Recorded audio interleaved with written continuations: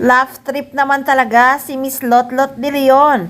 Kaya naman talagang in-enjoy ni Janine Gutierrez ang pagiging single dahil sa payo ng kanyang inang si Lotlot de Leon. Biro mo, pinayuhan niya si Janine Gutierrez na mag-boyfriend ng mag-boyfriend. Huwag kang magmamadali sa pag-aasawa, hahaha. Actually, sabi ko nga mag-boyfriend ka na mag-boyfriend.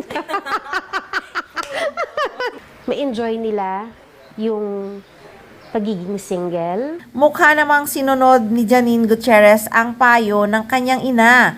Pero yun lang kasi talagang pangarap niya ang mabigyan ng magandang buhay ang pamilya niya at matulungan niya lahat ng kanyang mga kapatid, pati na rin ang kanyang yaya. Kaya siguro kung sino man ang karelasyon ni Nini ay talagang dapat willing na maghintay.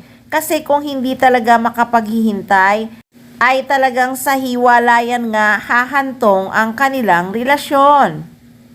Pero willing naman na maghintay si Paolo Abilino, kaya hanggang ngayon sila pa rin. Sinusuportahan na lang nila ang isa't isa. Diba sabi nga ni Paolo Abilino nung nasa UK siya, ay pareho lang sila ni Janine Gutierrez na mga pangarap. Kaya sinusuportahan na lang nila ang isa't isa. Pero syempre, miss na sila ng mga fans.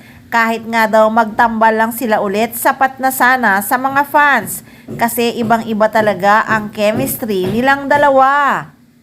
Genuine kasi ang pakilig. At talaga namang kahit ilang beses mong panoorin ang kanilang pagtatambal, hindi nakakasawang ulit-ulitin. Sobra kasi talaga silang nakakakilig.